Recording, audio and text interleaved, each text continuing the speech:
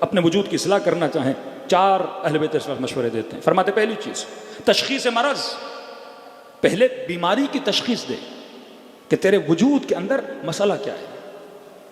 اگر کوئی ڈاکٹر بیماری کو ڈائیگنوز نہ کر پائے اور اس کے بعد دوائی دے، وہ دوائی تجھے فائدہ نہیں دے گی اور نقصان دے گی.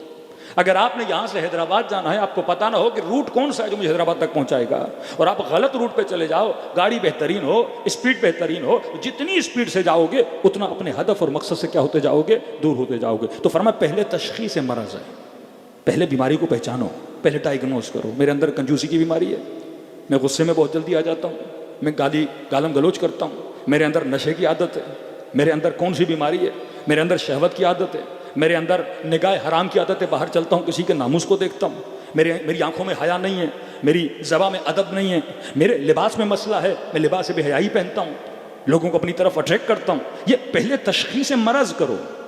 ہور کیوں بنا؟ کیونکہ ہور اپنی بیماری پہچان گیا. قاضی شرح کیوں بنے؟ کیونکہ بیماری نہ پہچان سکا. حبیب ابن مظاہر وہ جو خود شناس تھا، پھر خدا شناس بھی تھا، پھر اسے پتا تھا کہ میرے امام حسین کے راستے پہ کیسے چلنا ہے. پھر میں پہلے تشخیص مرض، پہلے بیماری کا پتہ لگاؤ. دوسری چیز عزم و ارادہ. یہ سب سے مشکل ترین کام ہے. روڈ پہ پڑے ہوئے کسی نشائی سے بھی پوچھو گے نا کہ آپ کا اس ماحول میں آنے کا ریزن کیا، کہتا ہے نشہ ہے. نشہ اچھی چیز ہے، کہتا ہے نہیں. میں مشورہ دیتا ہوں کوئی نشہ نہ کرے. پھر آپ چھوڑتے کیوں نہیں؟ عزم نہیں ہے، ارادہ نہیں ہے.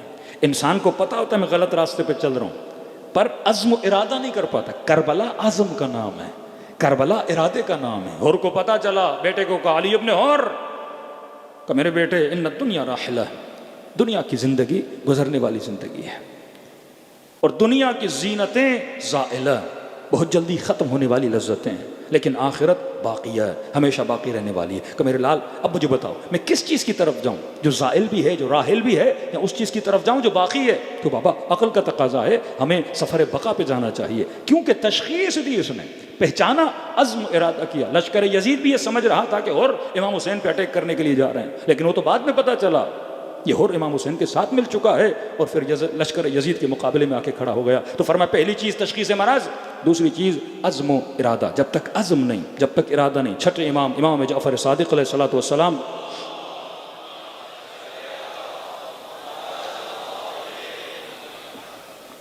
امام کے پاس، امام کا صحابی ابو بصیر، اس کا ایک دوست تھا جو حکومت کے دربار کے اندر کام بھی کرتا تھا. اپنے وقت کا شرابی، زانی، فسق و فجور میں، گھروں کے اندر کنیزوں کو نچوائے، میوزک، مکس گیدرنگ، ہر بیماری اس کے اندر تھی.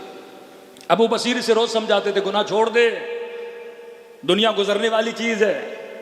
کہتے تھے ابو بصیر اب زندگی اتنے سال گناہوں میں گزری، اب کیا معافی مانگنا، اب پتہ نہیں خدا معاف بھی کرے گا کہ نہیں، اب چھوڑ دوں پتہ نہیں جنت میں بھی جاؤں گا کہ نہیں. ہاں کیوں بارہا کہ اگر تیرے گناہ درخت کے پتوں سے زیادہ ہوں، ریت کے ذروں سے زیادہ ہوں، بس خلوص ہونا چاہیے، خدا ایک لمحے میں ہر کو بخش دیتا ہے، تو آپ کو کیا نہیں بخش سکتا. ابو بصیر کہتے سمجھا کر تھک گیا، لیکن یہ سمجھتا نہیں تھا. کہ ایک دن میں امام جعفر کی خدمت میں جا رہا تھا، میں نے کہا ابو بصیر، امام کی خدمت تھا گنہگار لیکن عاشق اہل بیت تھا، اس کو یقین تھا کہ یہ جنتی ہیں، اس کو یقین تھا اگر یہ کسی کی ضمانت اٹھا لیں وہ بندہ جنتی بن جاتا. کہاں جا رہے ہو؟ کہ امام جعفر صادق خدمت میں. کہا دیکھو اگر تمہارا مولا مجھے کوئی راہ دکھا دے تو میں شاید چھوڑ دوں. کہا ٹھیک ہے، میں تو یہی چاہتا ہوں کہ آپ نیک بن جاؤ. کہتے چھٹے امام کی خدمت میں گیا، عرض کی مولا میرا دوست ہے، دل کا اچھا ہے، لیکن گناہوں میں پڑا ہوا ہے، آلودہ ہے، بری دوستیوں پڑا ہوا ہے، برے ماحول میں، رزق حرام کے اندر پڑا ہوا ہے، فسق و فجور میں. ساری باتیں امام نے سنی. امام نے ہم سے کیا چاہتے ہو؟ کہ مولا کہہ رہا اگر تمہارا مولا مجھے کوئی راہ دکھائے میں سب کو چھوڑنے کے لیے تیار ہوں. چھٹے امام نے فرمایا جا کے اپنے دوست کو کہو کہ میں جعفر صادق اسے اس کی جنت کی ضمانت دیتا ہوں، میں لکھ کے دیتا ہوں کہ قیامت کے دن ہم اس کی شفاعت کریں گے، جنت جائے گا. لیکن شرط ہے کہ جتنا حرام سے کمایا ہے اللہ کی راہ میں دے، جتنا ظلم کیا ظلم کرنا بند کر دے، گناہ کرنا بند کر دے. کہ میں ضامن ہوں جعفر صادق. یہ خوشی کے عالم ابو بصیر دوڑا آیا کہ بھائی بشارت دے رہا ہوں. کہ کیا؟ کہ جعفر صادق نے جنت کی پریشان ہوا. سلمان کو بشارت ملی تھی، شب عاشور اصحاب حسین کو 2 انگلیوں کے درمیان امام حسین نے جنت دکھائی تھی. کہ واللہ یہ کہہ رہے ہیں؟ کہاں؟ مولا کہہ رہے ہیں کہ میں ضمانت دیتا ہوں، ہم تجھے گارنٹی دیتے ہیں. کوئی عام عالم نہیں، فرزند اہل بیت، ضمانت دے رہے ہیں، سمجھ گیا جنت پکی ہے، کا سودا گھاٹے کا سودا نہیں ہے۔ شرط کیا ہے؟ کہ شرط یہ جتنا حرام کا کمایا ہے اللہ کی راہ میں دے دو۔ کہ ٹھیک ہے۔ کہتے کئی مہینے گزرے، ابو بصیر کو پتہ چلا بندہ بڑا تنگ دست ہو گیا ہے۔ کہتا ملنے گیا، دروازے پہ دستک دی، کیا ماجرا ہے؟ اتنا پیسے والا بندہ، پورا شہر اس کے پیچھے۔ کہ دروازے پہ دستک دی، اس نے دروازہ کھولا، وہ سینے کہ اندر آنے دے، کہ وہ اندر نہیں آنے دے سکتا۔ کہ کیوں؟ کہ میرے بدن پہ لباس نہیں ہے۔ کہ کیا مطلب؟ کہ جتنا تھا حرام کا میں نے اللہ کی راہ میں دے دیا، ایک لباس بچا ہے جسے پہنتا ہوں، ابھی میلا ہو گیا، دھویا ہے، سکھانے کے لیے رکھا ہے، بدن پہ دوسرا لباس نہیں ہے۔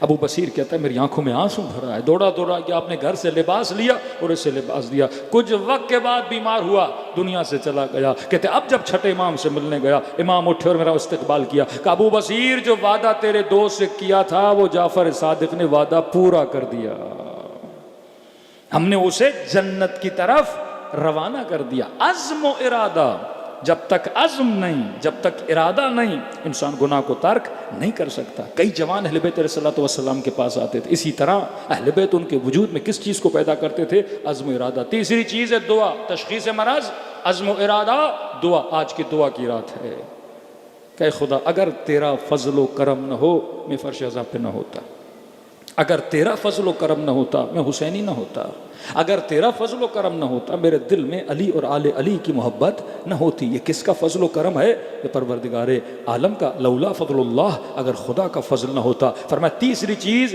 دعا ہے، چوتھی چیز عادت، چوتھی چیز عمل اور تکرار عمل۔ اگر کوئی بری عادت ہے اس کو چھوڑنے کے لیے عمل کرنا ضروری ہے، اور عمل ریپیٹڈلی جب کرو گے تو وہ خدا تمہارے وجود میں لائے گا۔ آغائے بروجردی ٹیکنیکس ہوتی ہیں کسی بری عادت کو نکالنے کے لیے، کہتے ہیں آپ بروجردی کے لیے مشہور ہے، فقہا فرماتے ہیں ان کو غصہ بہت آتا تھا، کہتے ہیں میں نے نظر کی اب اگر غصہ کروں گا تو 1 سال میں روزے رکھوں گا۔ کہتے ہیں اتنی سخت نظر کی اپنے نفس کے لیے، اس کے بعد میں نے روزہ نہیں رکھا۔ ایک جوان آیا کسی مولانا کے پاس، مولانا صبح کی نماز پڑھنا تو چاہتا ہوں، اٹھ نہیں پاتا۔ بھائی کیوں؟ الارم رکھو۔ کہ الارم بھی رکھتا ہوں لیکن اٹھتا ہوں پھر بند کر دیتا ہوں، پھر سو جاتا ہوں۔ کرتے کیا ہو؟ کہ ٹیکسی چلاتا ہوں۔ کتنا کماتے ہو؟ دن میں 4-5 ہزار کماتا ہوں۔ کہ ایک نظر کرو، زیادہ لمبی نہیں کرنا، نقصان میں نہ پڑ جاؤ۔ کہ 1 ہفتے کے لیے نظر کرو۔ نظر کیا کروں قبلہ؟ کہ نظر کرو کہ اگر صبح کی نماز کے لیے نہ اٹھا تو اگر دن میں 5 ہزار کماتا ہوں، مثلاً 3 ہزار یا 4 ہزار اللہ کی راہ میں صدقہ دے دوں گا۔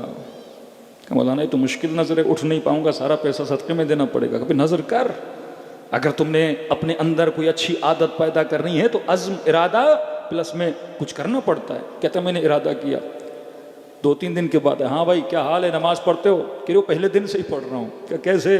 کہ مولانا آپ نے نظر کروائی، پہلی رات تو مجھے نیند ہی نہیں آئی کہ سو جاؤں گا تو مجھے 4-5 ہزار دینے پڑیں گے۔ اب اتنا خوف میرے اندر پیدا ہو گیا پیسے کی وجہ سے، معاش کی وجہ سے، میں نے اپنے معاد کو بچا لیا۔ یہ ٹیکنیکس آف اہل البیت صلی اللہ علیہ وسلم ہے کہ کبھی کبھی اپنے نفس کو سزا بھی دیا کرو۔